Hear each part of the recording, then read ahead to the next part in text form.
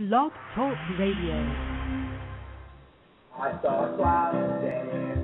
I watched it change its shape into a dinosaur, a whale, a mermaid, and a plane. The mermaid was pregnant, and then it turned into a Doberman. And the Doberman just turned back into the sky. Then I saw an airplane flying off below, man, dropping toxic chemicals all over my town. Just to help us, let's try to hold us down and try and take away our clouds. And replace them with their own cross dust in downtown, safe to save the ozone. But they don't care about your home, they're just trying out new ways of population control. We're young and old, we can throw away their laws and replace them with our own. And the story will be told about the Bruce of young and old, who rode through the throne, shone a light on just how bright this world can surely shine. Utopia works conceptually, but even in reality, to overthrow the state, we all gotta be in the right state of mind. I saw a bird today, I watched it fly away, and in my heart I knew I had to do the same. Sounds really gone to me, the streets smell rotten to me, and I still can't stand those goddamn fucking planes. They're only flying now, someday they'll be bombing towns. They already started their secret chemical war. They've taken all we have and still want more. The sky is saturated with rain, I swear I'm not insane, it's going to pour. It's going to pour. Don't use no phone, cause the government can bug anybody's home. So don't walk the streets alone, they might steal you in the night without your family being told. We're young and we're bold, we can throw away their laws and replace them with our own. This story will be told how the Bruce of young adults who rode through the throne, shone a light on just how bright this world can surely shine. Utopia works conceptually, but even in reality, to overthrow the state, we all gotta be in the right state of mind. We all gotta be in the right state of mind. There's no telling just how far we can climb. We're just in the right state of mind. The right state of mind, indeed. And that is the topic of discussion today, yeah, we can't get enough of that good stuff, can we? But anyways, we are talking about the right state of mind here today. We're talking about mind control in all different kinds of ways. We are planning to have Dr. John Hall and Dr. Robert Duncan on at some point in time here today. Still waiting for them to call in. But until then, there's plenty to talk about, in particular on this subject, considering all that's going on in the world. We like to keep on top of all the recent news here at the Universal Truth Evolution on Blog Talk Radio. So, until our guests come on, if anyone there in our audience wants to talk about anything in particular or feels the need to call in and blah, blah, blah live on air with us, feel free.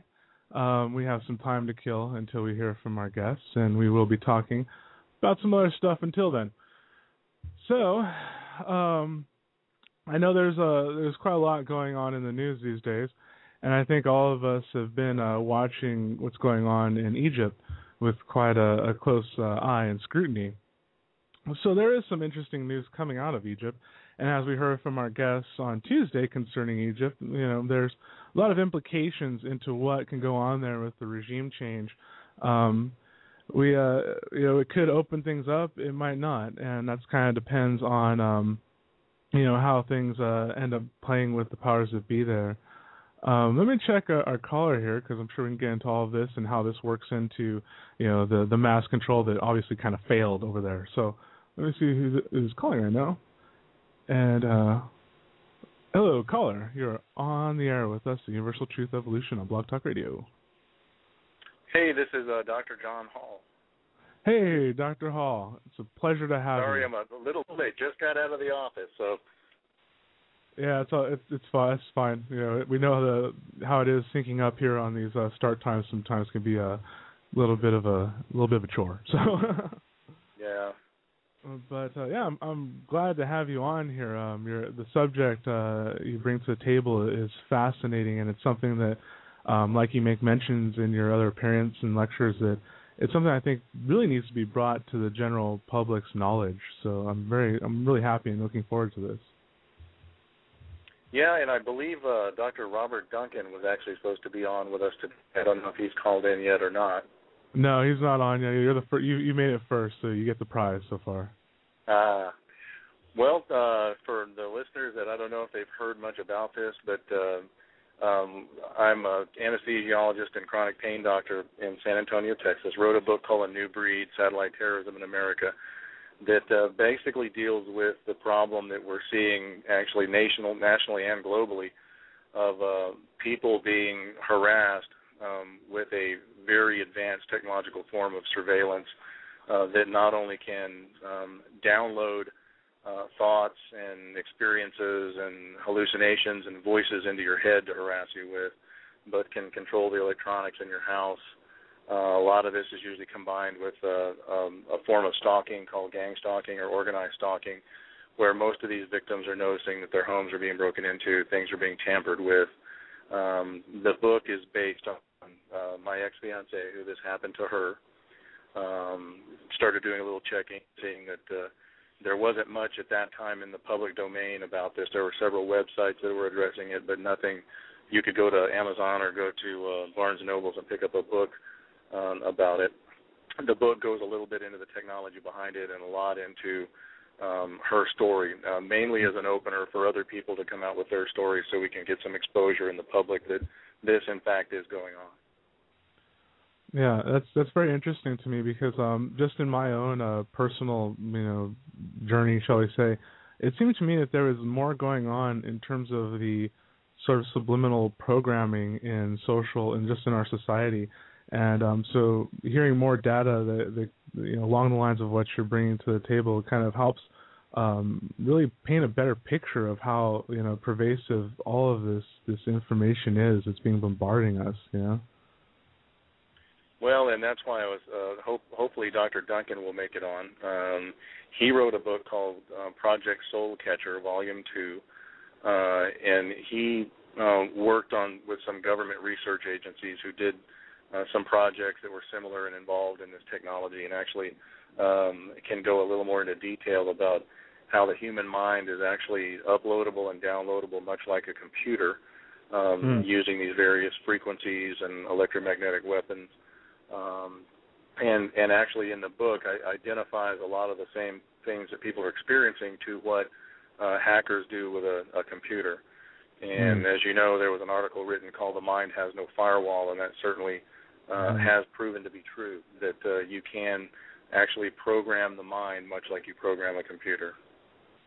Yeah, this is awesome because that's these concepts, like you're saying, a firewall for the mind is just a little bit about my background, so you have an idea of who you're talking to here. But by the way, my name is Jerry. Okay. But I've was born a natural lucid dreamer, and so I always had a awareness of other realms besides this waking one. And so there was things that I would see and experience that would kind of go from everywhere, my own personal emotional crap to like the very far out stuff that people talk about. And so I'd see a lot of things that have to do with how like the movie Inception, or just the whole concept of remote influencing and remote viewing for that matter. And so these concepts, I think it's good that they're now being grounded in fact with the technology, with our scientific understanding at this time, because I think it's important that people have recognized their own psyche and are able to kind of determine what is and what isn't. So I'm sure we'll get into this as well.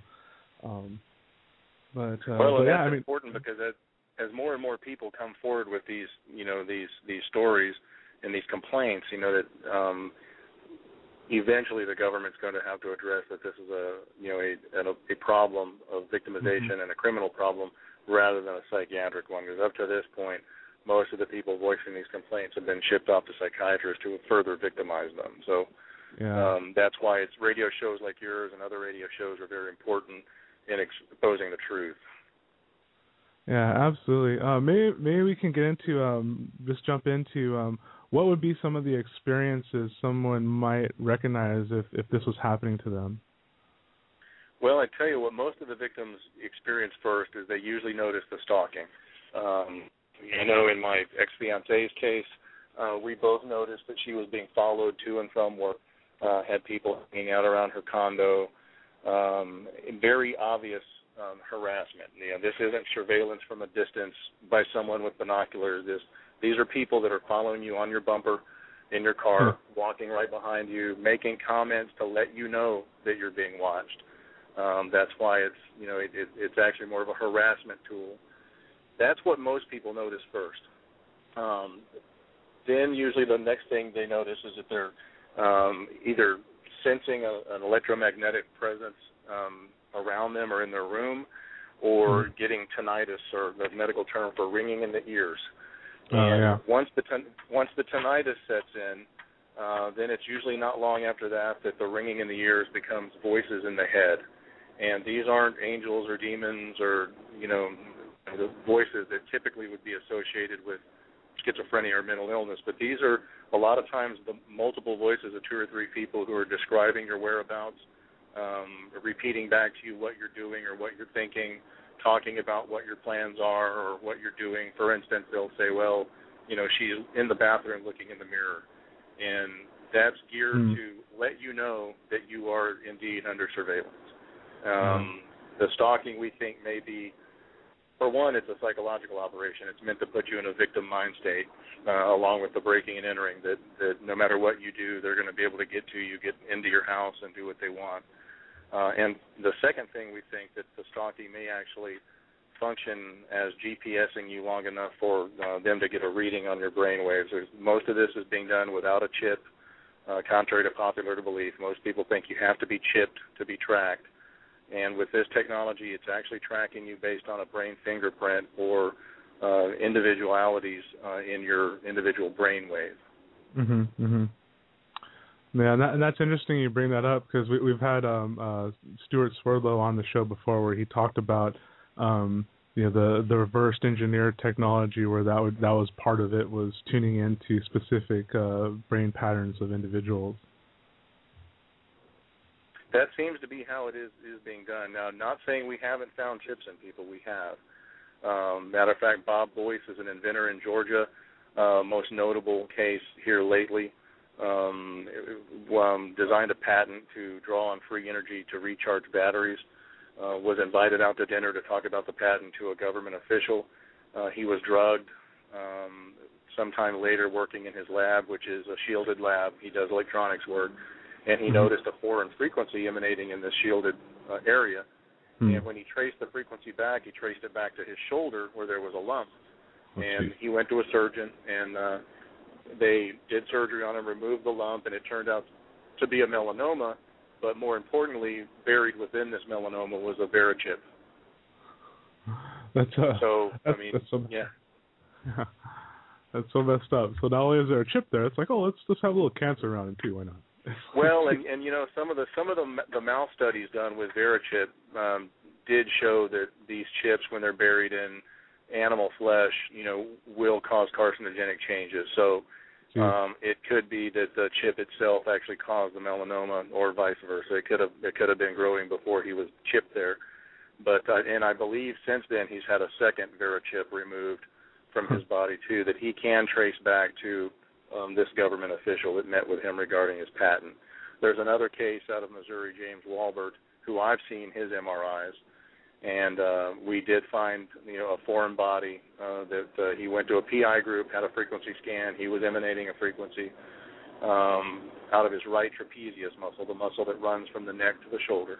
And on MRI, on one slice of the MRI, you can see what looks like a capsular-shaped foreign body buried in his trapezius muscle. He's also an inventor. He also was a victim of drugging. I believe he said he, had went out and had a couple of beers and woke up 4 days later at his house with blood trickling down his shoulder, and indeed appears to be chipped. Now, he hasn't had it removed yet, so at this point, as a physician, you can only say there's a foreign body there. Now, once it's removed and examined, if it is a chip, it's a chip. It certainly has the appearance of a chip on MRI. So that is going on, but out of all the thousands of victims that I've corresponded with, worked with, and scanned, the chipping is the rarity. Most of the people, we can't find any evidence of chipping, yet they're still being victimized, not only with hearing voices in their head, hearing voices of their perpetrators in their surroundings, but being attacked with directed energy, which can cause headaches, heart palpitations, muscle spasms, muscle twitching, heartburn, just a variety of symptoms. Now, some of that can also be done with EEG entrainment. As we talked about, that you can actually bombard the brain with a foreign frequency that corresponds to the EEG tracing of someone with, let's say, flu-like symptoms. Well, if your brain is bombarded with that external frequency, it will slowly entrain that frequency, and then you will display the symptoms of the desired trait that they're trying to make you display. Yes, yeah. This is good information. This is stuff that people need to hear. And so this, and I would imagine this could be some of the extremes of this harassment. But is there, how does it progress? What's the end? Where does it go? Once, they say they're harassing someone, they've heard the ringing, now they're hearing the voices, and then what? Then what happens? Well, typically what happens once the ringing turns to voices, the victim usually realizes that they're under some type of surveillance. The unfortunate thing with this type of voice-to-skull or microwave auditory effect type hearing is that it's designed for only the target to hear. In 1996, the Army came out with their addendum to the biologic effects of non-lethal weapons, where they talk about the microwave auditory effect and how even with microphones in the ear canal or microphones attached to the scalp, that the voices can't be recorded. And they go on to say, imagine the incapacitating effect on an enemy combatant when they begin to hear voices in their own head. Another high-ranking military official said, we now have the ability to talk someone to death. So the bad thing is once these victims tell their family members, tell their employer, tell their physician that they're hearing voices, well, in today's psychiatric community, if you're hearing voices your psychiatrist can't hear, then you're delusional or schizophrenic until proven otherwise. And unfortunately, the psychiatric community has not been educated on the fact that there is technology out here now that is meant to mimic mental illness. Yeah, and I think that's a good point, because in terms of the psychiatric community, or actually I find the academic / scientific community at large, is that compartmentalization mentality kind of keeps a lot of these different professionals from kind of cross-training, if you will, and knowing about the technology. Because, like the researcher Nick Begich, how he talks about similar technology and its applications, but he doesn't necessarily come from a purely conspiratorial point either. So it's showing that a lot of these lot of figures in these fields don't research. They don't even go beyond or try to expand their field, and so to the detriment of all these people they're working with. Well, and that's part of the problem. And the other problem is a lot of this technology has been classified for a long time. Now, from the psychiatric community standpoint, at the very top of the psychiatric community, they know very well that this technology exists, because the early studies on mind control through MKUltra and MKSearch and Bluebird were all headed up by psychiatrists. Many of these psychiatrists were tops in their fields. Ewan Cameron up at McGill University was the president of the American Psychiatric Association and the Canadian Psychiatric Association. Jolly West out in California, same thing, one of the top people in his field. Now, does this knowledge trickle down to the community psychiatrist that you're going to be sent to in your hometown? Probably not. Matter of fact, some of the psychiatrists that I know that I've talked to, don't even fully believe that MK Ultra really happened. They've done, it's not taught in their schools. Certainly they're not going to teach them in residency that their profession was responsible for some of the most horrendous crimes ever known in this country. Yeah. So they're largely ignorant of the technology, and that's where it's really kind of our charge to educate the community psychiatrist anyway, that just because someone's hearing voices doesn't mean they're schizophrenic. They may actually be a victim of criminalization. So that's where we need to do a better job probably educating them. Unfortunately, when you're another physician trying to tell a psychiatrist, fellow physician psychiatrist, that voices in somebody's head is technologic, and not mental illness, then you're subject to getting a diagnosis as well. So yeah, and isn't that amazing how that works? Like that people are so just quick to judge, and especially in a community where we're supposed to be, not charged, not have a charged response, but just look at and observe and record facts. You know what I mean? Well, and to top it off with, the psychiatric community has been trying to mainstream, mental illness for a long time. You've seen the commercials for all the various antidepressants where, yes. They're trying to say, hey, it's okay to have a mental problem. You can be on antidepressants or Seroquel, and it's okay. You're still going to function, and society's still going to love you. Unfortunately, that's not the truth. Once you're diagnosed as delusional or psychotic or schizophrenic, for voicing these complaints, really your life starts to spiral downhill after that, because your employer usually doesn't want to keep you hired on if you seem to be mentally dysfunctional or have been diagnosed as mentally dysfunctional. Your family members will treat you differently, pretty much ostracized after that. And then that just adds to the problem that in your heart of hearts you're a victim, but no one else believes you. And then that tends to lead to behavior that even makes you look even more crazy as you try to convince everybody around you that it really is happening. So it's kind of a vicious cycle, and once you reach that point, it's pretty hard to get back.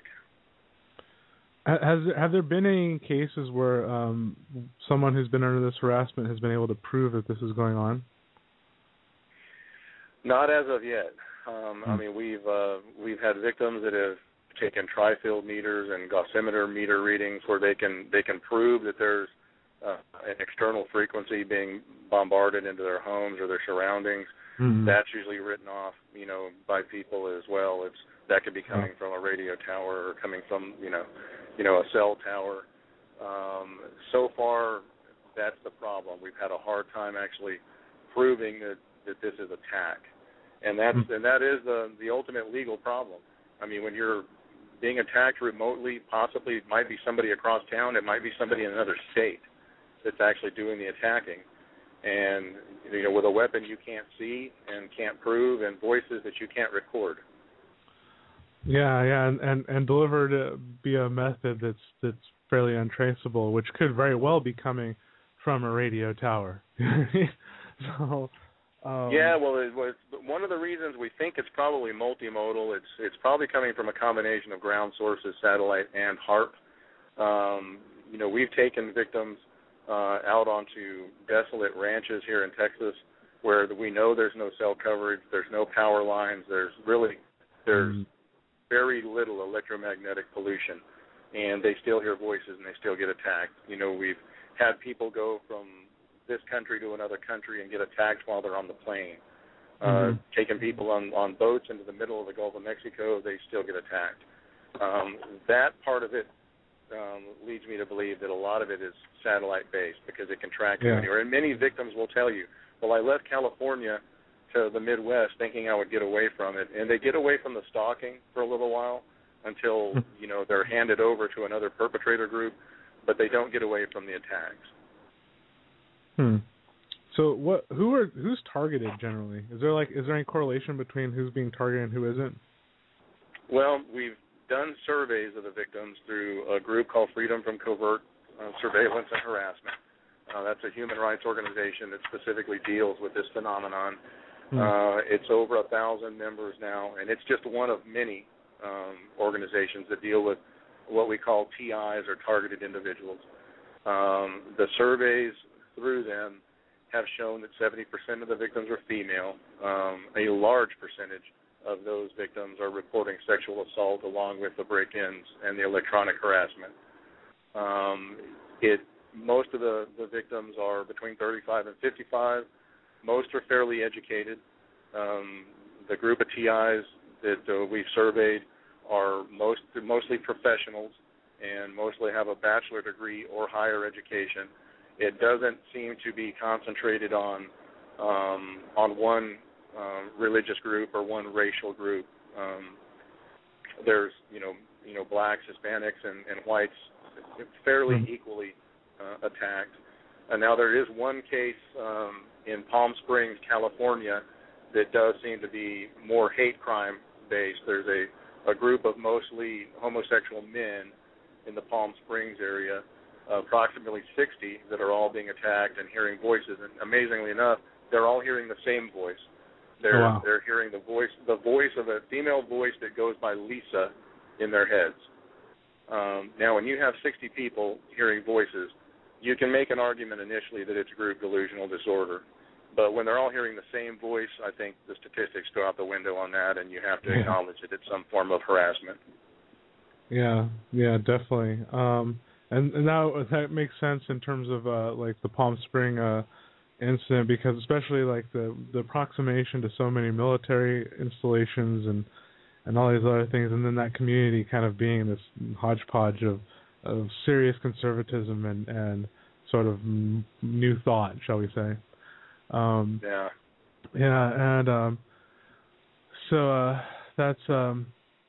that is interesting. So is it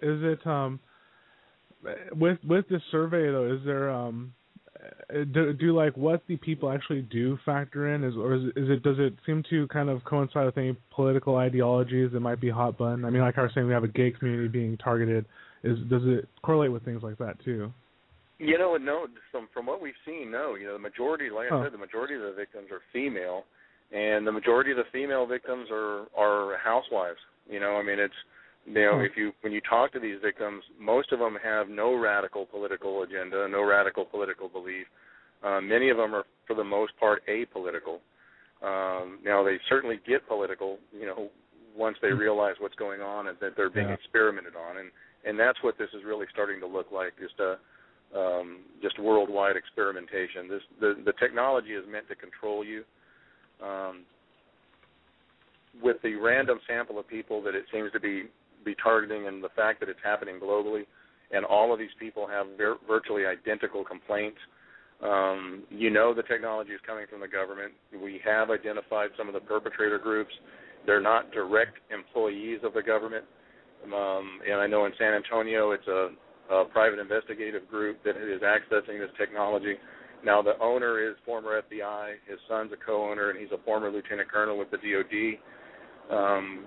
Certainly they have government ties in their past, but most of the perpetrator groups seem to be private individuals that are being allowed to access a governmental form of technology, which means that it's probably experimentation. If you remember from MKUltra, most of the early mind control experiments were farmed out to universities under the guise of legitimate research, or they were funded by front companies created by the CIA, such as the Human Ecology Fund and several others. That gives the government plausible deniability if any of these groups ever get brought to justice.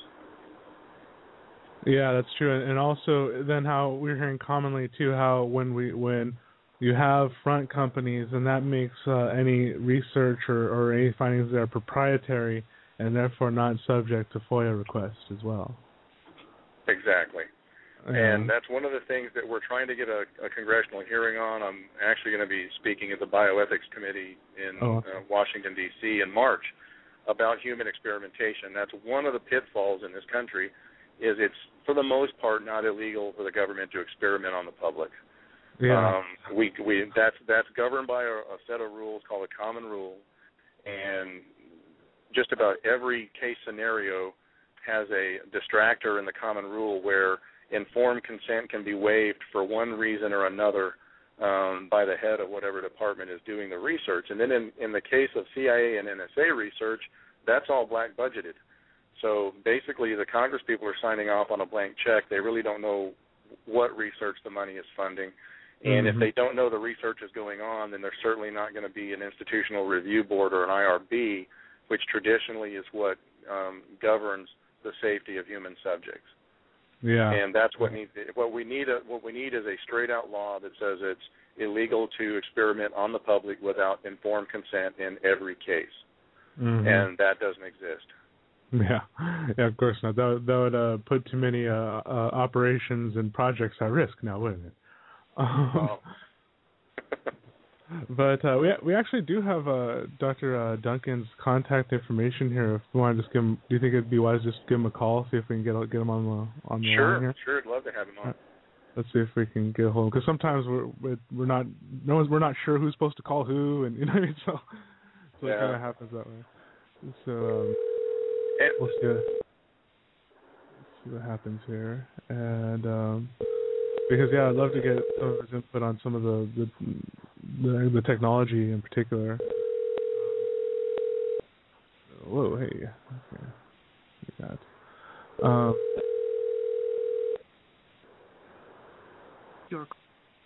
Okay, looks like we'll hear from him in time. So, but yeah. Well, and again, Dr. Robert Duncan is a PhD. He has worked on some of these projects, and just so people know, excellent book, very technical book. It's not real easy reading, but he goes into detail how a lot of this is done.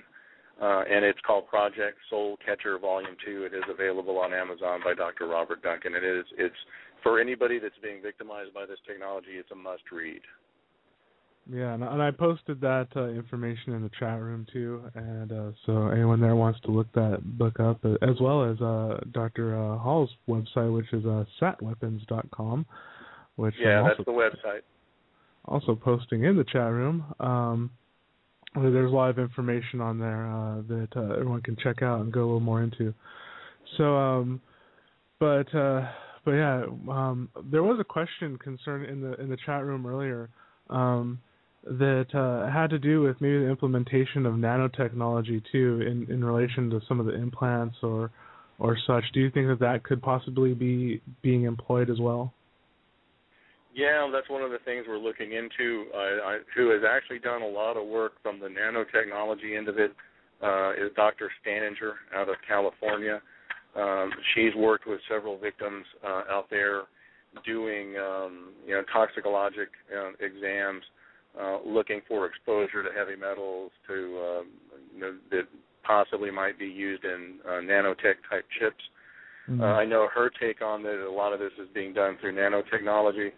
The unfortunate thing with nanotechnology, if it is being done with nanotechnology, which I'm not sure that's real commonplace yet, since this has been going on for a couple of decades now. And most of the victims that I talked to started experiencing this in the late 80s, early 90s, which I think precludes a lot of these techniques to the criminal.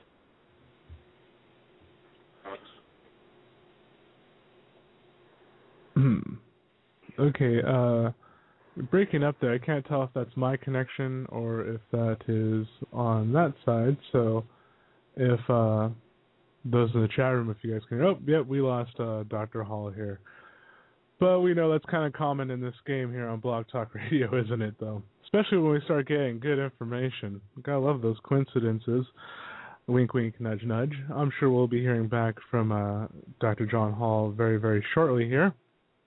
But this is definitely an intriguing subject that I'm glad is being brought up right now, because that there is other factors going on in terms of this, consciousness wave, and so things like these this technology being aimed at average people, I can only imagine as being speculating basically that has to do with kind of keeping everything vibrating down, so to speak. It's part of that consciousness war. Because to me, I hear targeting apolitical people means that they're probably more susceptible to suggestion in different ways, because there's no filters formulated one way or another, or opinions or charge formulated one way or another. So, if this person could, literally just kind of go one way or another in terms of their subconscious reactions and triggers to outside stimulus, So this is why it's very important to pay attention to. We can say political ideology, but it's really your own. Your own awareness of social issues is really kind of what you can almost say politics is. And it looks like we have Dr. Hall back here. So welcome back, Dr. Hall. Hey, Jerry, and that will be one of the other problems you'll see whenever you're doing an interview with any of us that are fighting this battle is you'll notice that we get cut off a lot, or there'll be a lot of interference. And that's I used to do a radio show myself called The Control Factor. It was on RBN and on several AM broadcasters out of Texas. And we had a lot of technical problems every time we did the show. A lot of that was from electromagnetic harassment. As a matter of fact, we were on one AM station in San Antonio in the middle of one of our shows. They had apparently EMP'd the whole station, burned out their antennas, burned out their computers. The whole station went down for several days in repair. So, I mean, that's unfortunately one of the things you're going to fight whenever you're talking to Duncan or myself, but probably Begich or anybody else that's trying to educate the public with this technology. Oh yeah. Actually, it's very commonplace on here. I think all of our listeners we're not satisfied unless there's one cut off during the show. It's like we know we can't be talking about anything too new and serious if we haven't got cut off at least once. Yeah. So yeah, and it's and it's what I'm trying to do though is just trying to make that not a good play, because then I kind of just take it someplace that's speculative but probably fairly accurate, and so so it's probably just best to let everyone just talk, So, yeah.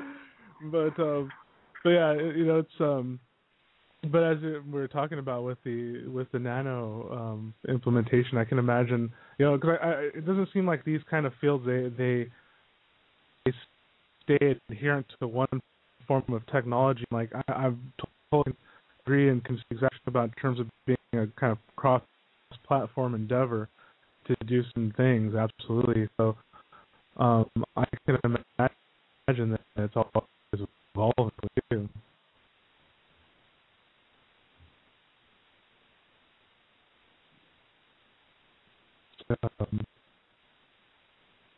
You there?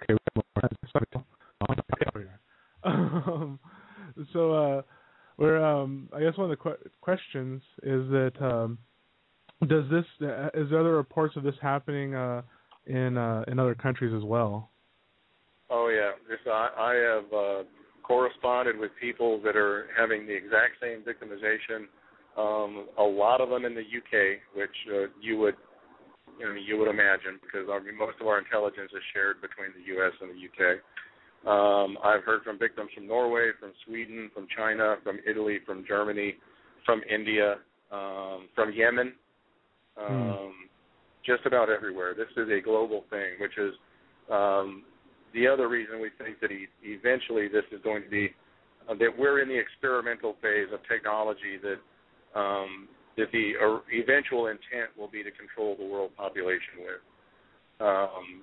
I don't know how much you believe about global warming. My personal belief is that it's been fairly well debunked when they caught the scientists trying to lie about their results on temperature changes. That was probably going to be the initial global boogeyman. The general public always needs a boogeyman to be scared of to wrap them into control. We had 9/11. Therefore, we had the Patriot Act. We needed to surrender our civil liberties for our safety.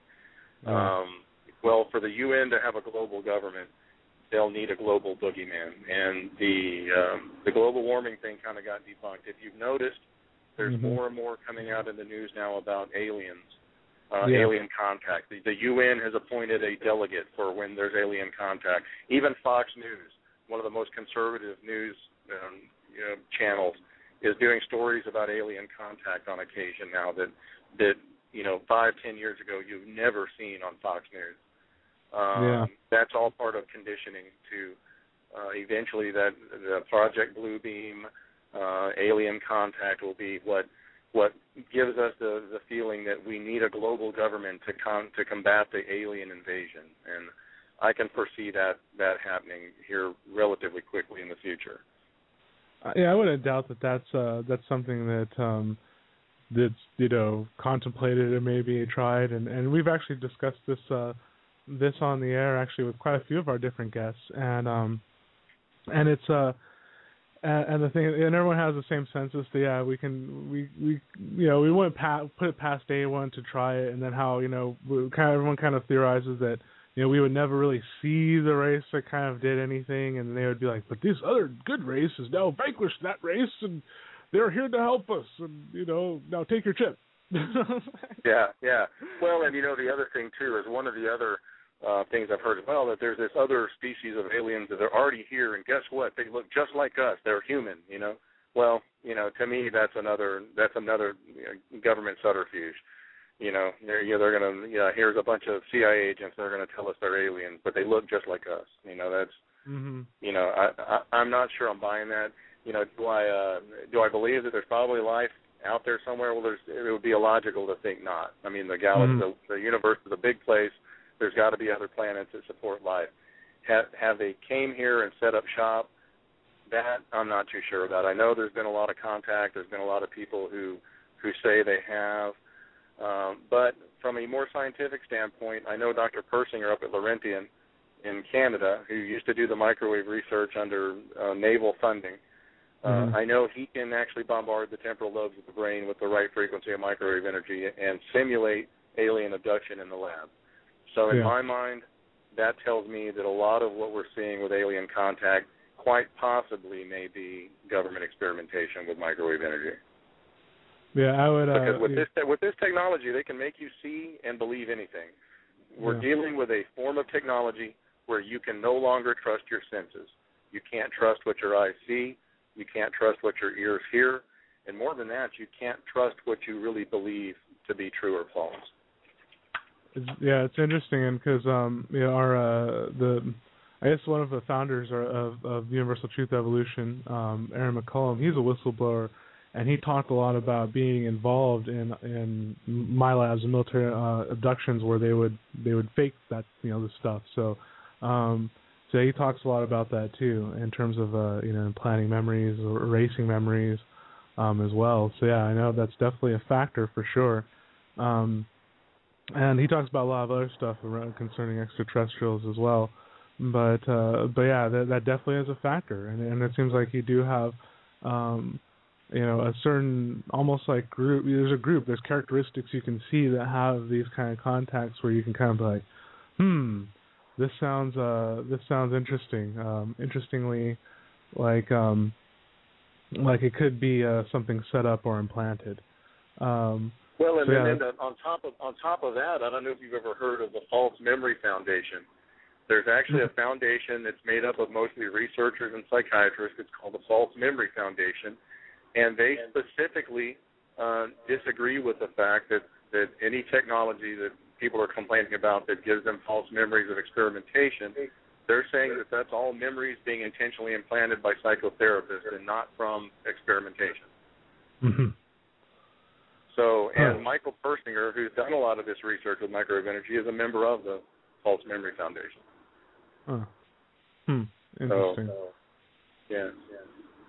Interesting. And so like how this kind of digressing slightly a little bit here, in terms of this sort of insidious agenda going on, concerning essentially, you can say chipping everyone and all this, and how I think I've heard you bring it up too, concerning the biometric passports and such being one of those sort of intermediate steps. Is that something you still kind of see? Eventually, you're going to reach a point where if they can't get a chip in your body, they're going to have a chip on you somewhere, whether it's in your cell phone, in your passport. I was at a conference all day yesterday regarding cyber terrorism, with mostly military and intelligence people at the conference. One of the big new things coming down the pike now is a program called Connect the Dots.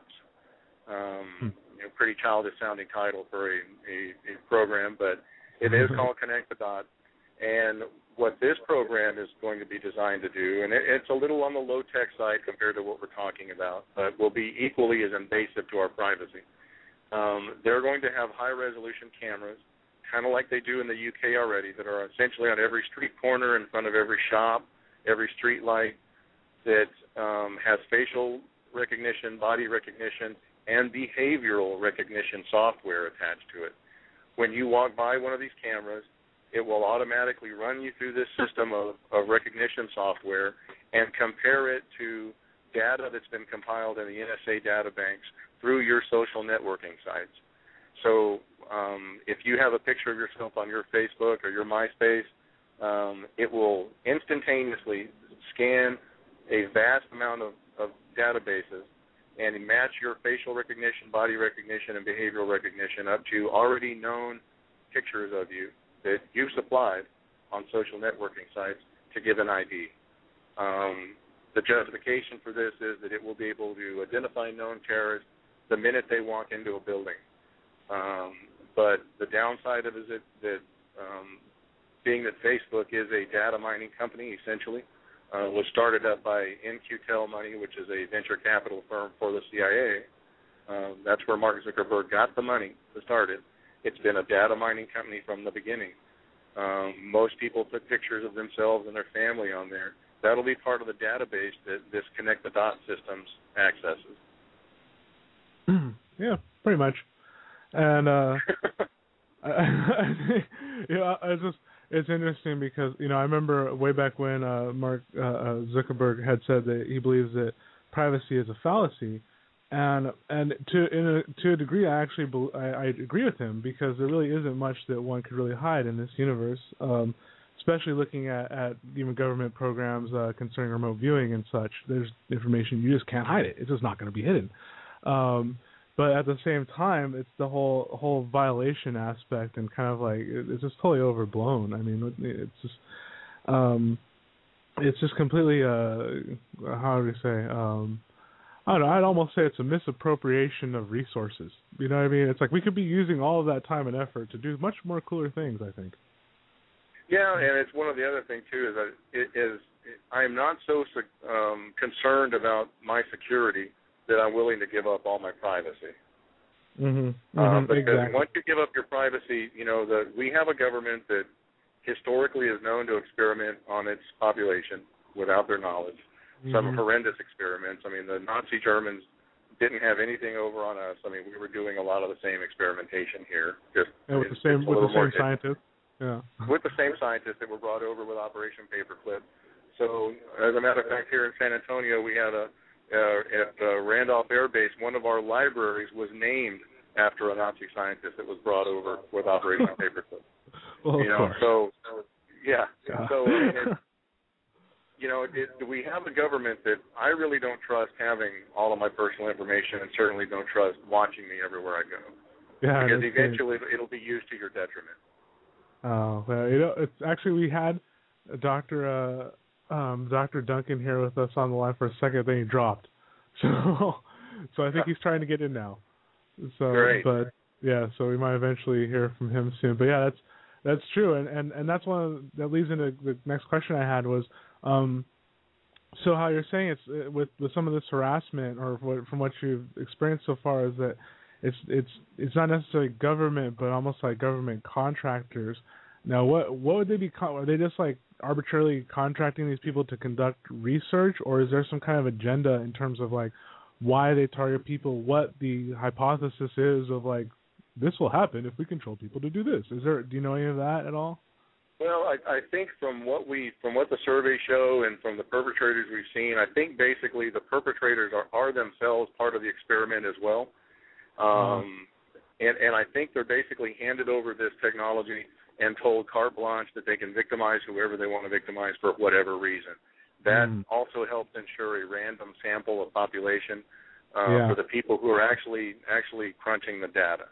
Yeah. That's true. That makes sense, and then that would make sense why you'd kind of find megalomaniacal delinquents to try to do it. Makes sense to me, because I'm sure they do the job fairly well for what they're contracted to. Well, and the bad thing is there's not much way to get away from this, and since it does target the EEG, there are some neurofeedback type mechanisms you can use. If you can alter your own EEG, it makes it harder to target you by focusing on other things. It's hard to explain in our short term, but it is defeatable technology, and it is a two-way data stream. So for people that are hearing voices and being attacked by this, you can actually feed your thoughts back to them and create havoc with them too, which is one of the dangers with this technology, is that they're afraid eventually people will be able to see through the eyes of the perpetrator and see how it's being done. Yeah, exactly. So keep that in mind, everyone, literally. So if you feel this happening, guess what? Go look at them. Tell them what you think. Tell them what they can do with themselves, and tell them they should have been a little nicer to their mom or whatever while you're picking all that information up too. Well, and I tell you what, for the people who may be listening that are non-believers, look up University of Irvine, California, synthetic telepathy. This was classified for a long time. They're doing research to where warfighters in the field, the soldiers, will be able to communicate thought to thought to each other in the field, and they actually have a website up for the experimentation from University of Irvine. So, I mean, this isn't really it's one of the worst problems in the nation that everybody knows about and nobody wants to admit is happening. So, but they do have a website up. They go into some detail about what they're working on. And if they're working on how to get this technology to where one soldier can communicate with another soldier via thought, then that tells us that they already have it pretty well down pat, where they can do it at least one direction from a computer interface directly to an individual, which is what we're seeing in the public. Yeah, and actually another program that's at UCI too that they were doing concerning telepathy was for being able to tell like injured people, like soldiers and such, who can't talk, and so and have had traumatic injuries. So there was another study going on at UCI concerning telepathy, and with the military application once again. And that's been relatively perfected now to actually monitor the electrical impulses going to the vocal muscles to control a mechanical speech box or a mechanical arm, or a machine, has been pretty well elucidated, and is actually in the application stage now, using your thoughts to control something. I mean, there's two toys out now, MindFlex and the Force, where you can control a ball with your mind. And as a matter of fact, there's an application for the iPhone now where you can control the screen with your mind by wearing a headset that has a little electrode that fits on your forehead and a clip on your earlobe to monitor brainwaves. Yeah, if you're worried about the government kind of knowing your thoughts, I'd really be wary of Apple knowing them. Oh. Oh wow,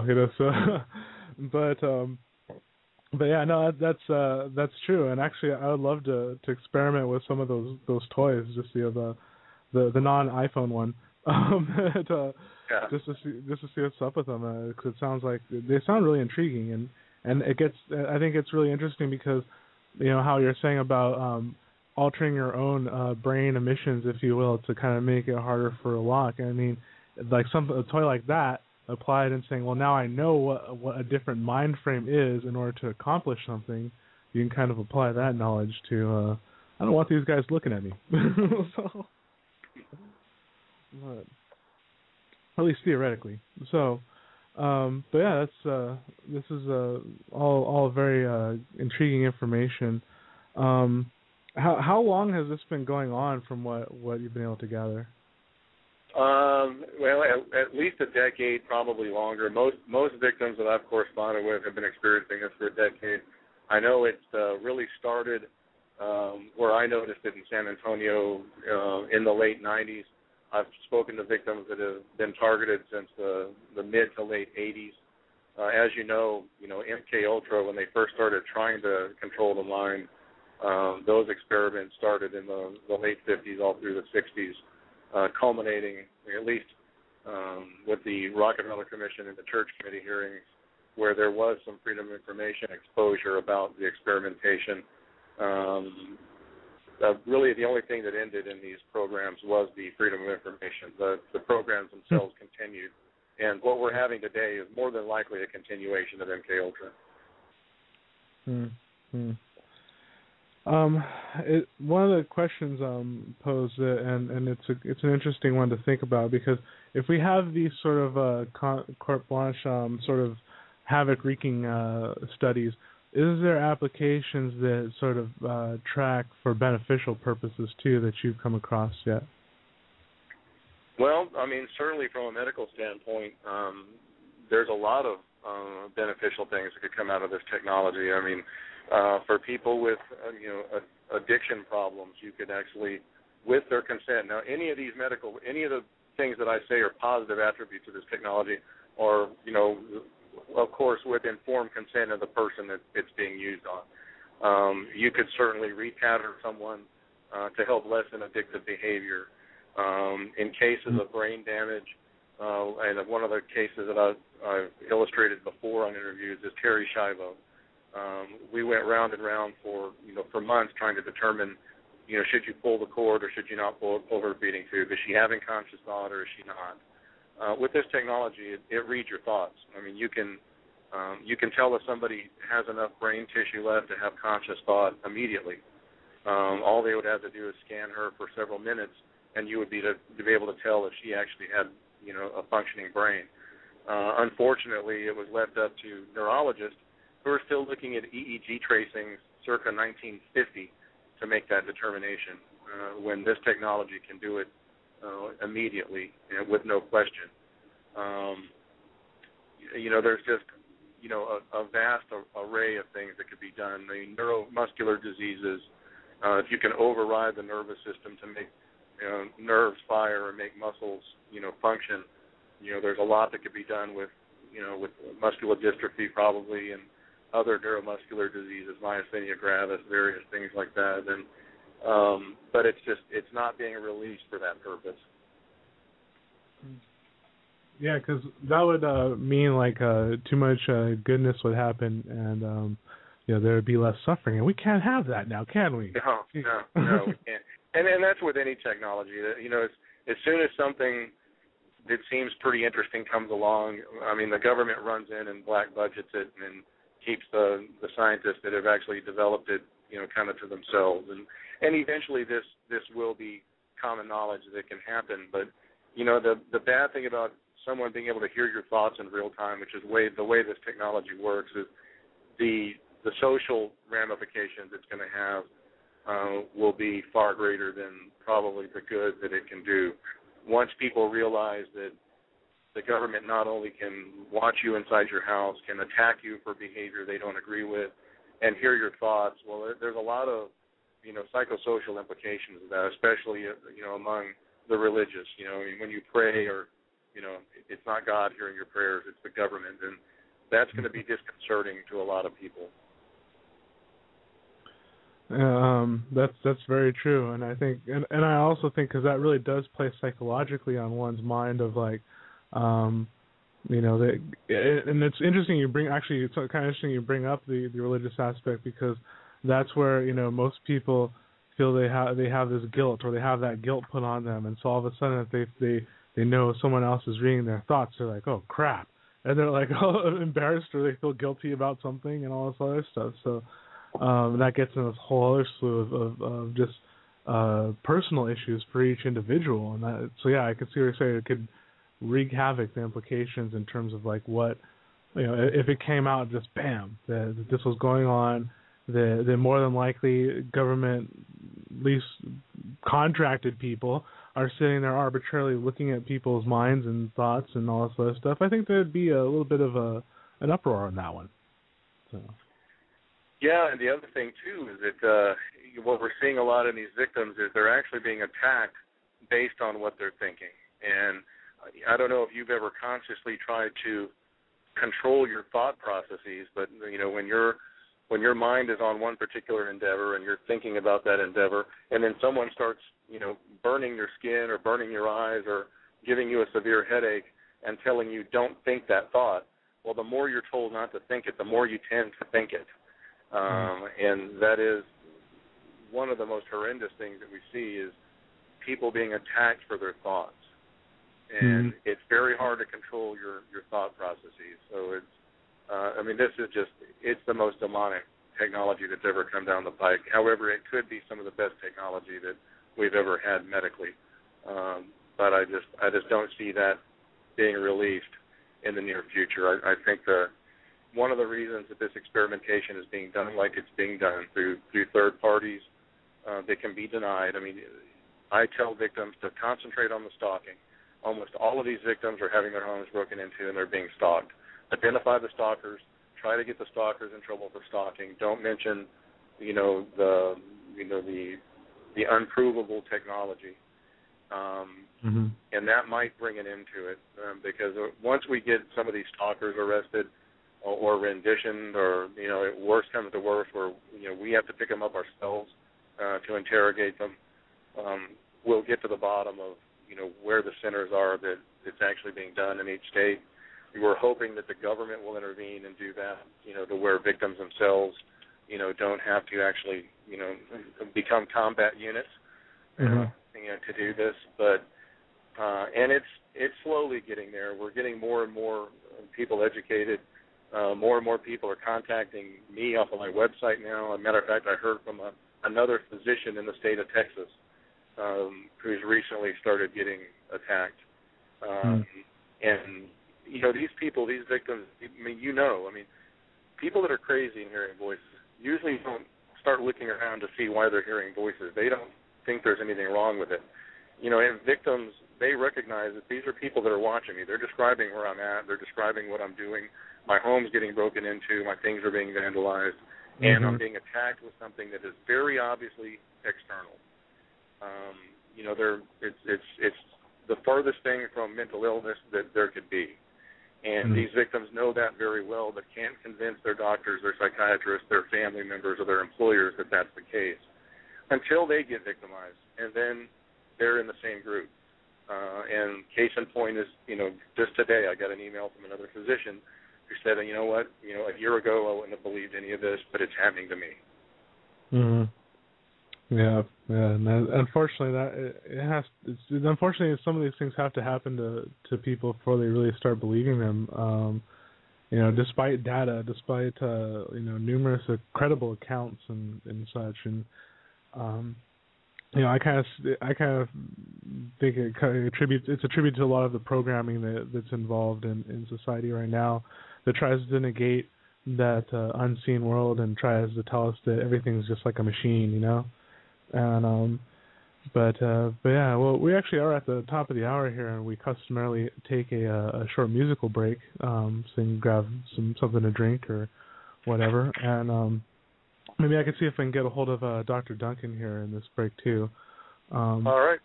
And so yeah, everyone, we have a new song here. Considering we're talking about the mind, our own minds, and distinguishing what is and what isn't, and knowing for a fact, I figured something concerning identity would be fitting. So here's a song from the 90s, actually, a band that's unfortunately broke up, but they had some awesome tunes. So enjoy, everyone.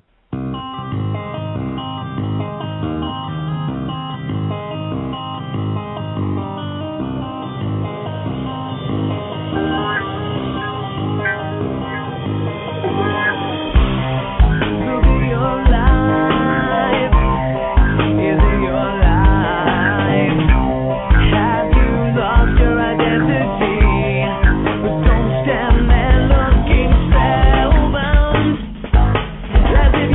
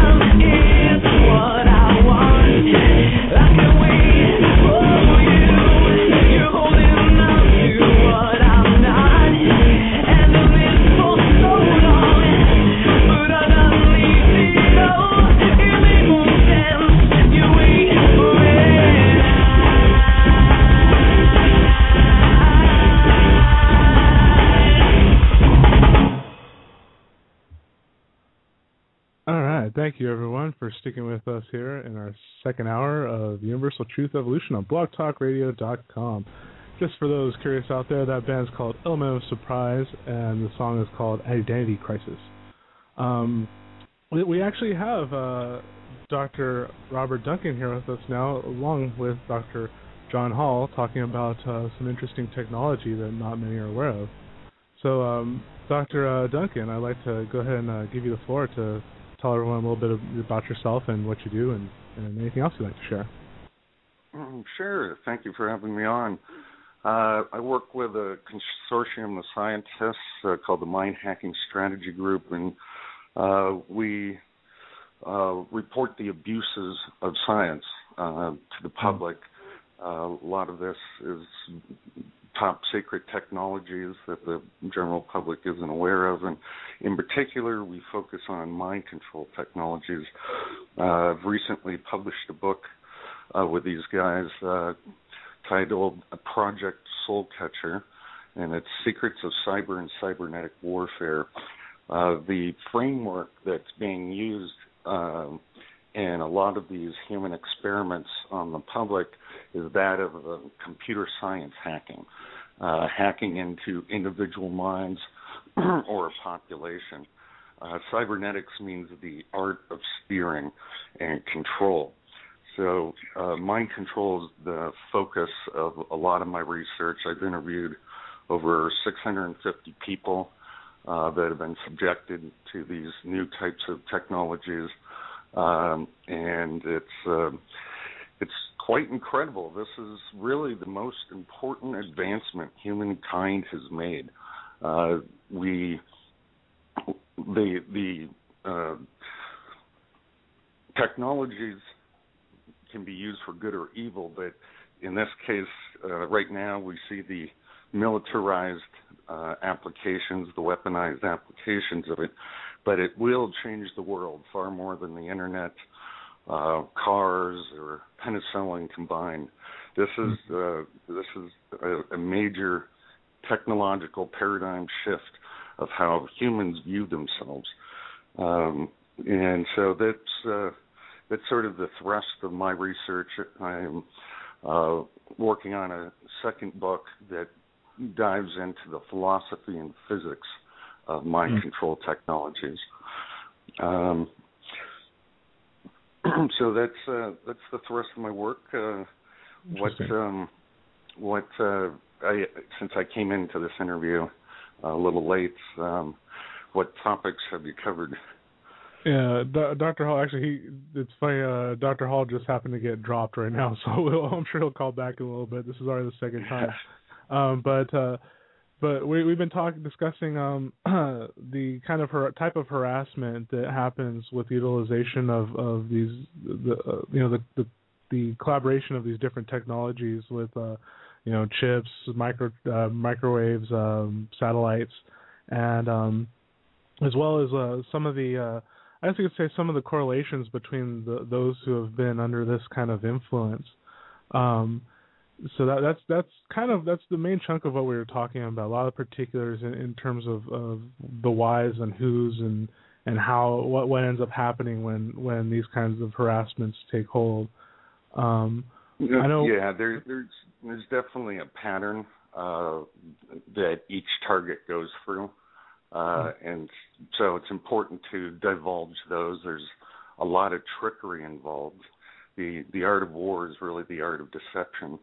And there was one colonel that said, if you can find Dr. Frey, if you can find a way to pipe voices into people's heads, I will find a way to talk them to their death. So they've been thinking about this for a long time, and it involves a lot of different sciences. It's fascinating to scale this. It involves a lot of artificial intelligence. The signal processing and sensor technologies are amazingly complex. So one can really spend a lifetime researching this, both from the victim standpoint, the perception, as well as from the technological standpoint. Yeah, definitely. And from that technological standpoint, because I know that's where a little more your background is from. So, have you had a chance to work with some of this technology firsthand? When such as the microwave hearing effect, we worked on projects to demonstrate some of these technologies. One is by the American Technology Corporation, which is called ultrasonic heterodyning. And while this is a type of technology, it can project sound in a beam at long distances.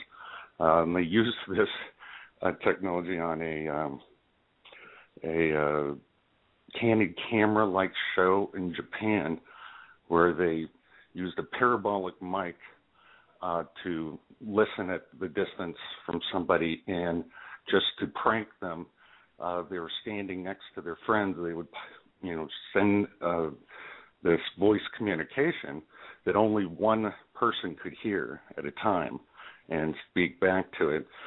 So we replicated that technology in our lab. There's a company called Sierra Nevada Corporation. It's a defense contractor. And this year they were supposed to have released a system called Medusa for crowd control.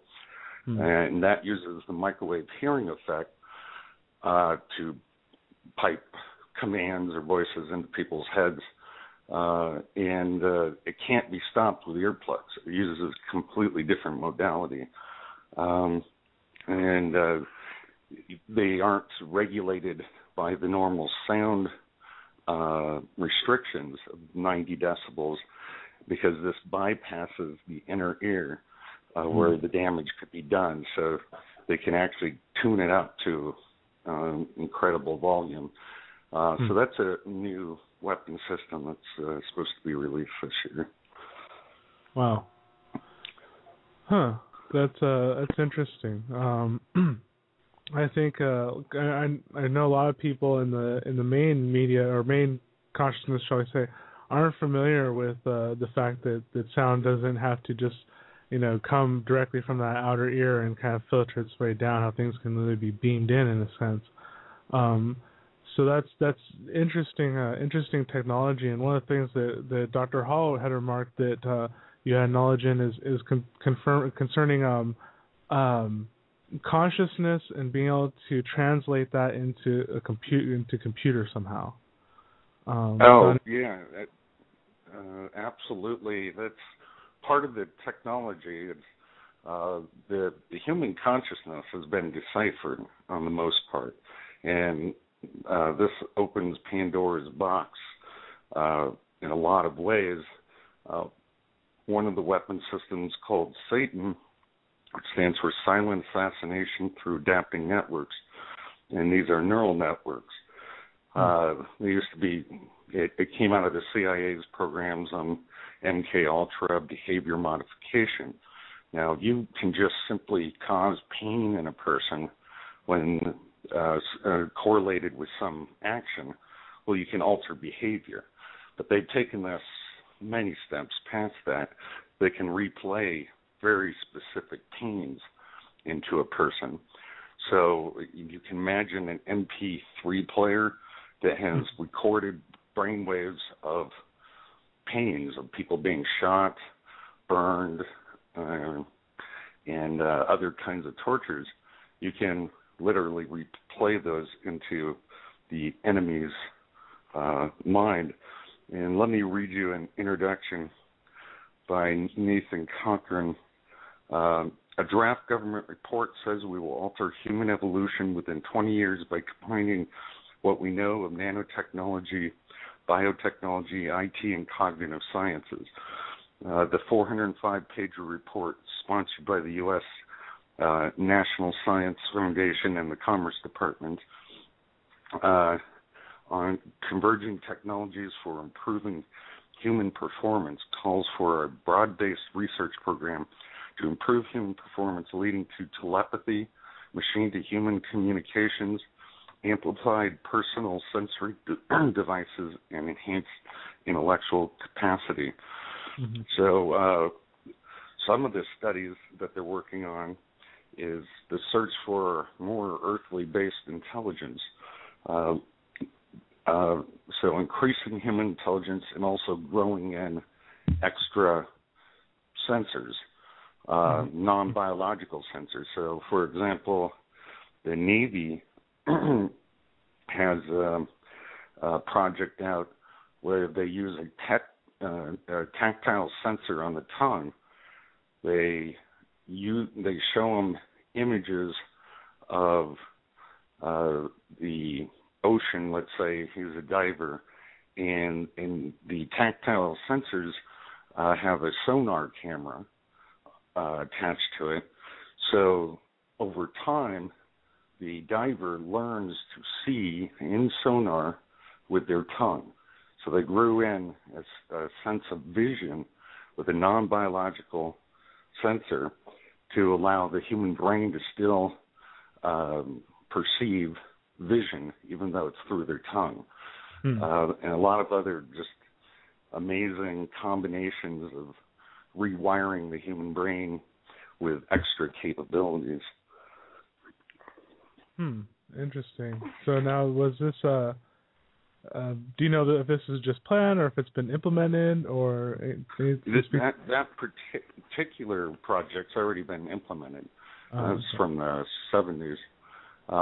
The Navy also has a lot of projects going on with controlling devices with mere brain thoughts. So they have a ship, sailing ship, that one scientist has been perfecting that steers itself with just EEG probes attached to his head and deciphering the brain signals. And with all these technologies, you need feedback systems.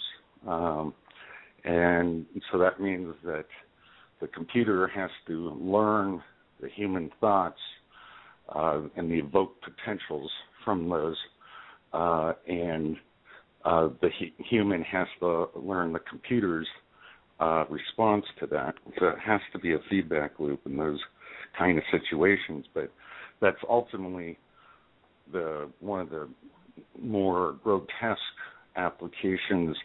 If you can do it wirelessly without EEG probes, then you literally can control every human with a nervous system on Earth, and even other animals with nervous systems. And so it's considered one of the most coveted weapon systems, where it has dial-in lethality, take control of the enemy's thoughts and opinions. You can use it on your own population, control voting and mass opinion. It has a very wide range of applications that they're researching. And I think the reason that really Dr. John Hall and myself have do a lot of radio shows is just to help the public become more informed. What are these technologies, that they really exist, and that the U.S. government has a long history of using humans in experimentation. And he may cover that in more depth when he gets back on. Yeah. We had spoke a little bit to that actually a little earlier as well, and because I know he was saying he's actively pursuing a law or to just outright state against it, instead of being in this weird gray area it is right now. We actually have a caller here. I'm not sure if this is Dr. John calling from a different number or it's a question. If it's a question, do you feel like taking a question right now? Yeah, sure. Okay, great. Hey, hello, caller. You're on the air. Hi there, Jerry. This is Ed. How you doing? Hey. How's it going, Ed? Pretty good. I have one question, actually. Since we're just finding out now about these things, I'm wondering how long has it been since these types of technologies actually got started, in the research process, things like that, before being implemented? Good question. the research from our team has shown the beginnings of it all the way back before World War II. But the very first case that we could track back of these mind control technologies was 1959. And then there seemed to be a huge increase in 1976 of reported cases as if a worldwide system came online. And then it's been growing since. The number of people that are claiming that they're being grabbed for human experimentation, mind control specifically, in the last years. And it seems to be in line with Department of Defense budgets. So more money they have, more projects they can run and test and improve the efficacy of the weapon system. Is that make sense? Actually, and there's another question. This would involve speculation. Since it's been about a half a century in development, what do you think might be your thoughts on stuff that might be going, in research or in development currently? Yeah, and that's and I briefly touched on that. It's full mind melding, in a sense. It's a great interrogation tool.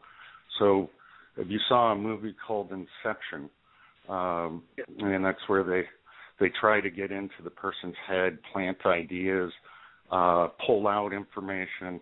That's all exactly where the technology is at.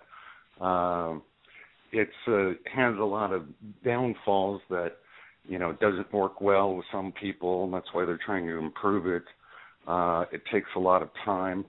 You can't just do this to somebody in one day and walk away. So as a warfare weapon, it's a better spy tool, intelligence gathering tool. When you clone a brainwaves,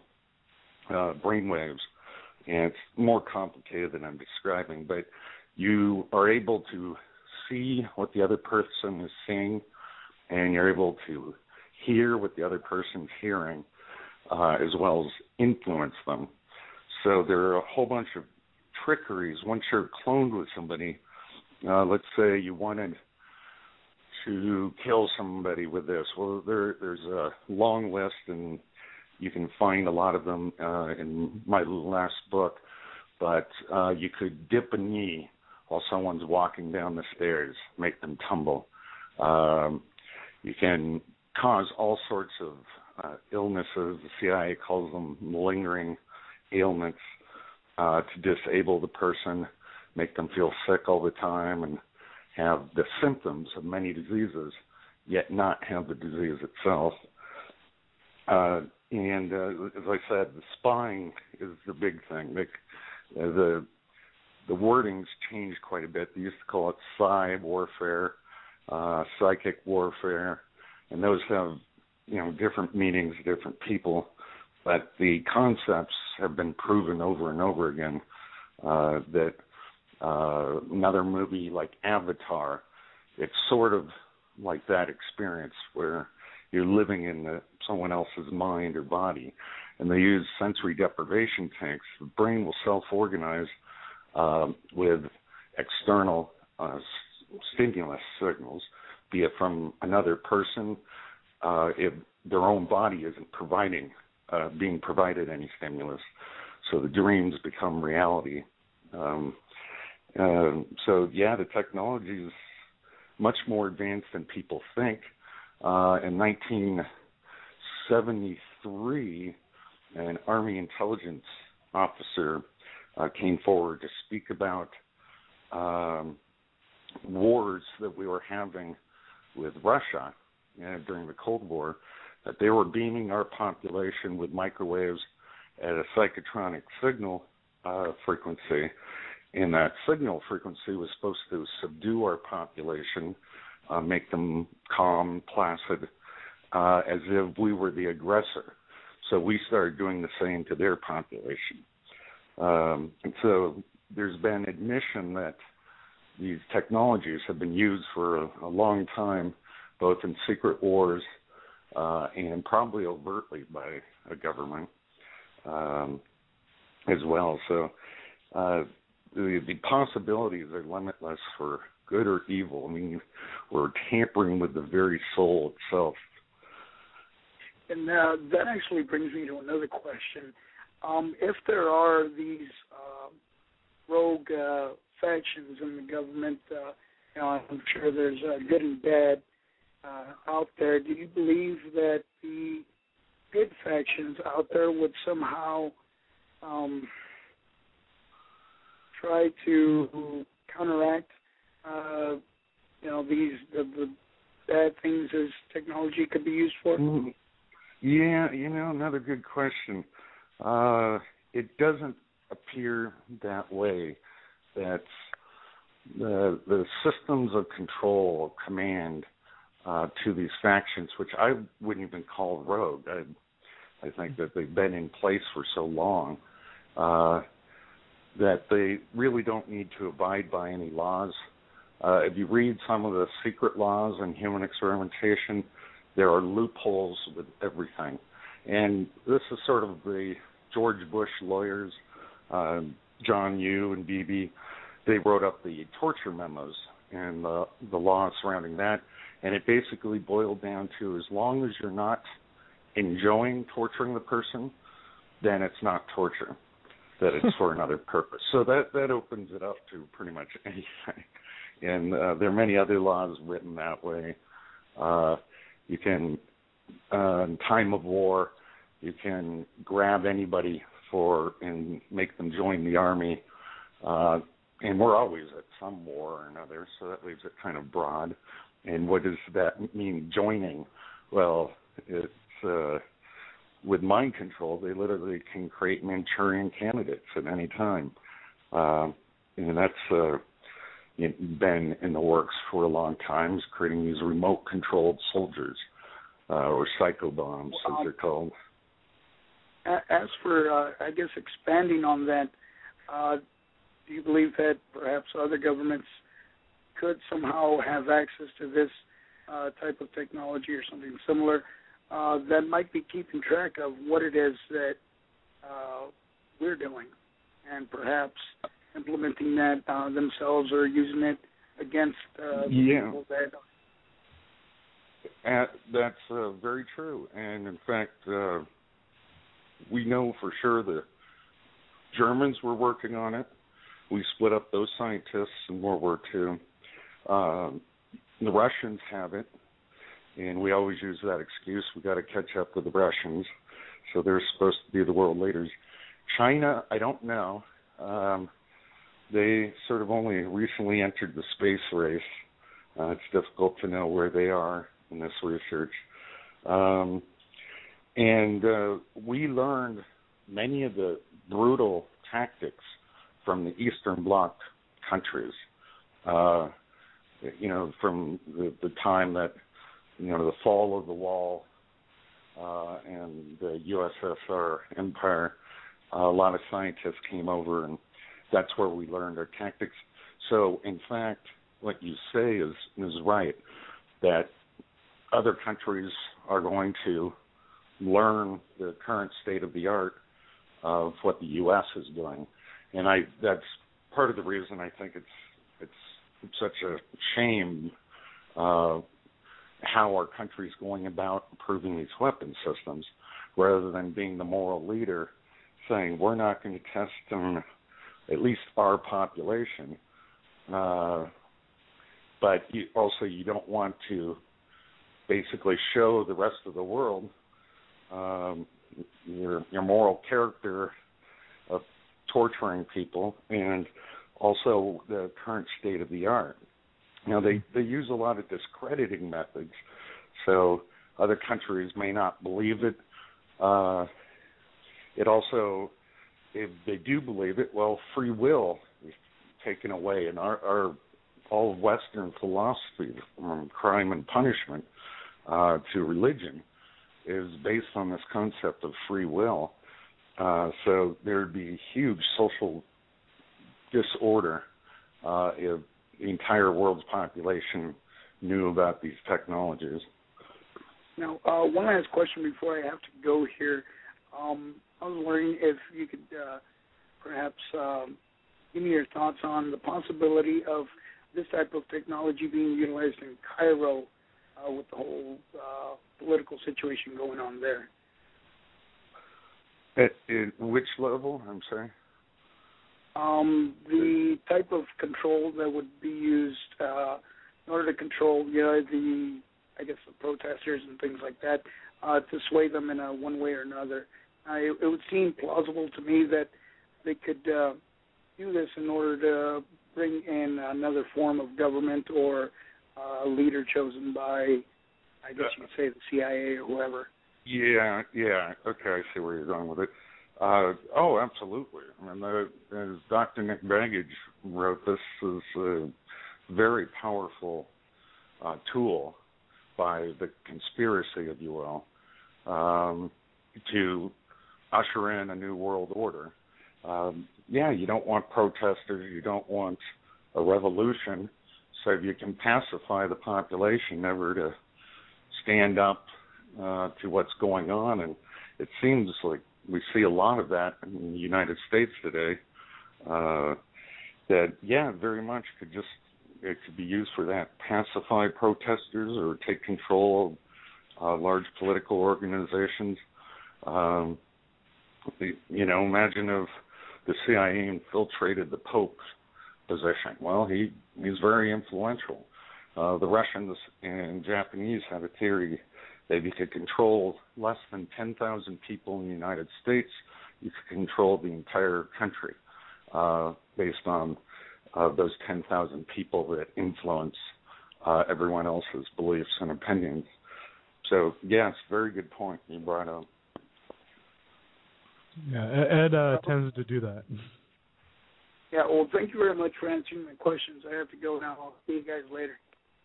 Yeah, thanks for calling. Yeah, Ed is actually one of our regular listeners here and tends to contribute quite a bit one way or another, so that was cool. Definitely some thoughtful, insightful questions there. So They were very good questions.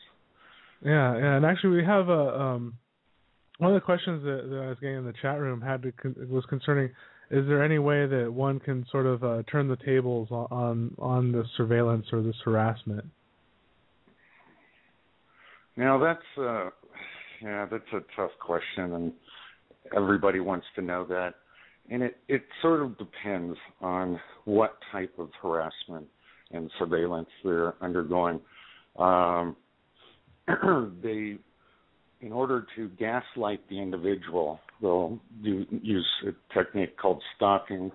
They'll often have minor break-ins into a house, but just steal things of personal value, not of monetary value, just to increase the stress levels. The FBI and CIA call these stress conditioning techniques. And you can set up an alarm system, but, these are professionals. They can turn off your alarm. They can still enter with black bag jobs.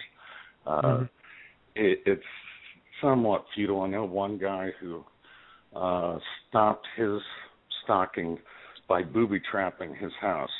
Now, I don't recommend that to anyone.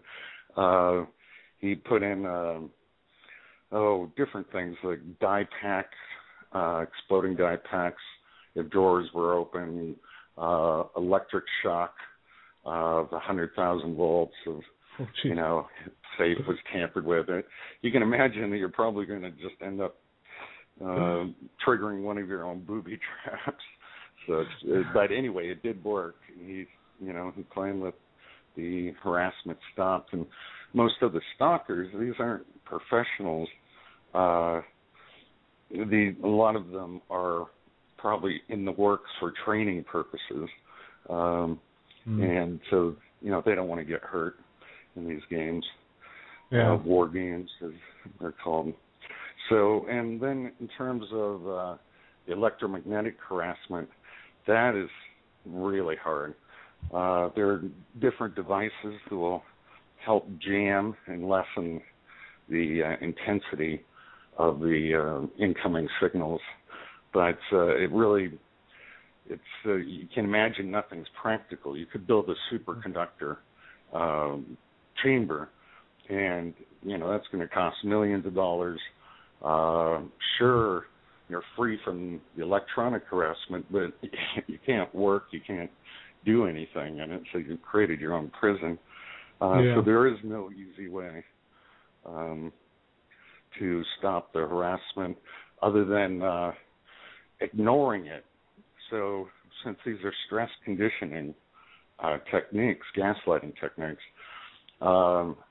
if something truly doesn't bother that individual anymore, well, then they stop it, they move on to something else. So the stalking aspects, I just always tell people, ignore it. They aren't here to kill you. They could have done that a long time ago. Their whole purpose is to cause the reaction that you're displaying right now. So yeah, that's kind of my advice. Yeah, that's good advice, because I think it's interesting because this grounds the whole concept of how one can literally feed off of energy in a sense, because like you're saying, they want that reaction, they want that reactive, everything that goes along with it, and so just not giving into it, it's like interest kind of goes away. So and that's similar to the part of the breakdown of the personality was done by Dr. Ewan Cameron, head of his field in psychiatry. He took a few patients with mild depression and brainwashed them. And washing means completely erasing their personality. Now, he used electroshock and drugs and something that's interesting called two-track tapes that would say your mother hates you, just a bunch of negative things over and over again while they're sleeping with these helmets on. Now, in the modern day version of brainwashing, they use computer chatterboxes, and so these can do far more than just a two-track tape, but they're still using the same techniques, and whatever bothers you, creates the greatest stress level, they will continue on that track. And the people that have sort of escaped it have great confidence in themselves and their social networks, and aren't bothered by these negative typed-in messages. And so it's personalized now to each individual. Yeah. Interesting. Is there an interesting question that came up? Could theoretically the cell phone towers be used for the application of this technology? A lot of people are always trying to pinpoint who's doing it or what systems. Now, the interesting thing about satellites and cell phone towers is there is a way, if you send the right signal to it, it will repeat that signal. And if you have the right code. So hypothetically, you could hack them. But the grids necessary are huge. They're stations, giant phased arrays like HARP. They have one in Puerto Rico, and there are about 14 of them around the world. And the military, the Department of Defense, would never allow civilian access to this technology. And so my answer is no. The cell phone towers have nothing to do with it. But people debate that. Interesting. I guess just to reiterate, what are some of the steps that for one who's being harassed? What's kind of seems to be more common when someone is being harassed by these methods? So common is noticing correlations to your events. Let's say you live in an apartment building, and a lot of people are targeted, live in large cities and apartment buildings. And when you go to flush your toilet, your neighbor does the same. And this pattern of every time you do some specific thing, you hear someone else doing it, or they slam a door. And that's a form of gaslighting. It's hard to explain who would be surveilling an average citizen at such great expense. But they have the budgets. Only a large crime organization or a corrupt government could do that. And then, and depending on the particular project, they'll eventually hear a tinnitus sound, and that tinnitus sound will turn into two-way communication with the attacker. And so those are sort of the basic steps that it seems to be pretty common with everybody in the group. There are a lot of specifics, and Dr. John Hall is probably better at answering those. It's been a while since I've interviewed specific targets. So can someone be a target and have this influence going on without them not knowing? Yes, absolutely. But what can that person do? They simply wouldn't know any better. Yeah, they wouldn't know. They wouldn't know. That's one of the creepy aspects of mind control, not being able to tell your own thoughts, desires, and feelings from those injected. And one colonel who was working on this technology, it was called psychotronics at the time, he said with 5 channels, the target feels a synthetic influence.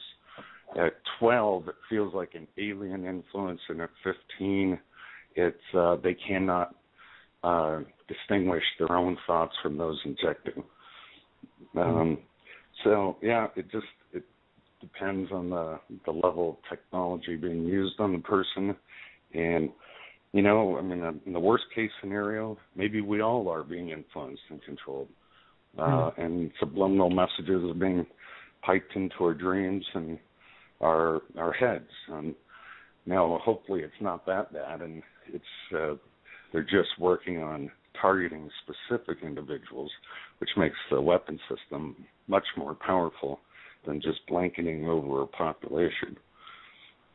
Yeah, and somehow I think just in relation to how society is going these days, knowing our government, they would offer that up for commercial time to Coke or something.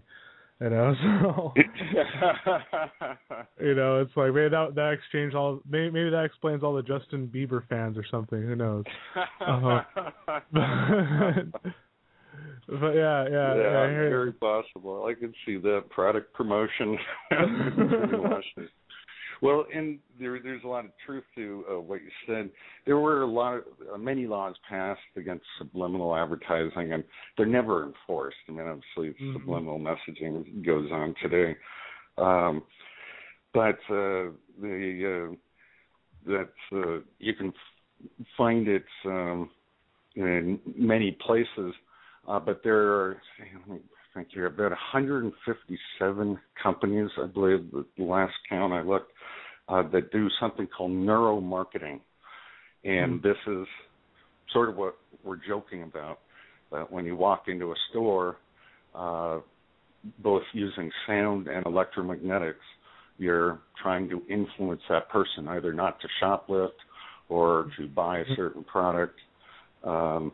And I don't know how those companies are going to make it, because, that's people would have be outraged if they knew that technology was being used when they were being shopping. Yeah, but definitely. Many people have thought about it. Oh yeah, I'm sure. And then because there was actually just this ad too. I'm not sure if it's debuted in this country or not, but it was with I want to say like I think it was Porsche or BMW or something, where they're starting to mess with burning, doing the flash of light to kind of get the reflection in the eyes to see the logo. Oh yeah. Yeah, well, so it's kind of, yeah, and it's kind of neat, but at the same time, it's like I'm not sure I want car companies flashing my eyes. You know what I mean? Mm-hmm. So that's the whole point, is this concept of free will. If we can't, we normally say, okay, advertising isn't really bad brain or programming because it goes through our eyes and we have a conscious decision. Okay, is that information any good? Do we want to buy that product? But when you start getting in, bypassing this filtering mechanism that we have in our cognitive abilities, then it becomes really evil, or we have to have some sort of control or laws about that. You're reducing humans to human animals at that point, and that's a term used in a lot of Pentagon literature to refer to people as human animals. But we do abide by the same laws as most animal species in terms of pain and pleasure. And that's why the CIA calls the initial research of this behavior modification, sort of a euphemism for torturing people and changing their personalities, splitting them for spies. One experiment they do is to split the personality, and the hope is one of them will be responsive to commands and do missions with no recollection of doing them, so they could pass a polygraph. They're testing every aspect of mind control, and they have really conquered the human mind. And one of the more interesting aspects is that of remote influence. Now, remote viewing has connotations of voodoo, but this is all based on technology, and this is cloning the visual cortex and audio cortexes of the human brain onto another person, or integrating it even with computer systems. Wow. So the combinations they're called hive minds. So if you're trying to create a really efficient work group, the CIA right now uses about 3 or 4 people in a group, and they synchronize their brains, their minds, and their major rhythms, and that's when secrets begin to sleep, as Colonel John Alexander said. And during this phase, well, it's great for interrogation, mind probing, but it's also a state of increased intelligence. You're, in a sense, adding brain tissue, but wirelessly, virtual neurons to each of the participants. Yeah. That's interesting, because when I'm hearing this in terms of this sort of broad population application of just almost like, let's see what happens, and then hearing stories like UT founder Aaron McCollum's testimony concerning mind control and his role, because he's a whistleblower concerning some black op military applications, and where he talks specifically about mind alteration, where they wouldn't remember a lot of the stuff they did and all this other stuff like that. But he talked about being in groups too. So it seems like that philosophy kind of works on all these different scales and applications too. It does. They're just within that one application of hiving minds, mind hives. You can see that might be a great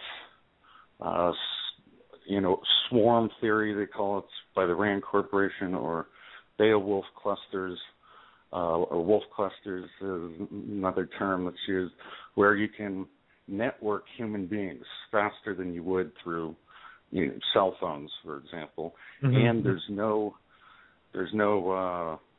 evidence of it. So there's the brain itself is the receiver, and the active sensing technologies are able to pick that up, and so there's no evidence that they're in some sort of spy group or black ops mission. So it's used, it's being tested for that as well. And there are always downsides, though. You can imagine evolution didn't mean for the mind to be reorganized in these bizarre configurations. And so one side effect is that they grow in extra senses into a person. The other senses become less efficient. So that happens naturally in the other direction. If someone loses their eyesight in, let's say, a car crash, well, their hearing and sense of smell increase. So there's no free lunch by adding more senses to the human brain. Interesting. What does it seem like the ultimate motivation for some of the things? Like, obviously we see some of the military applications, but do you believe there is ultimate motivation for the public harassment? Yes, there is. Crowd control, as they call it. The Secretary of the U.S. Air Force, Michael Wynn, he was fired because he lost some nuclear weapons in his place. But he said something that really outraged the public, and that was on the active denial of service weapon.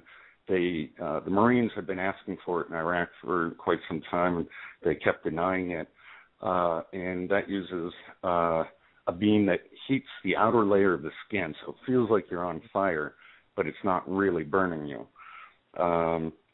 And so it's supposed to be a non-lethal weapon, a way to deter crowds, make them disperse.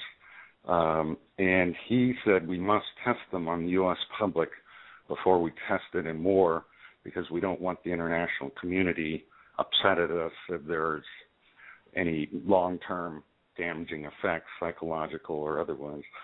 So that kind of shows you that the U.S. population isn't really put too high on the agenda in terms of protecting. It's more international war theory and, dominating the world. That's what all countries try to do.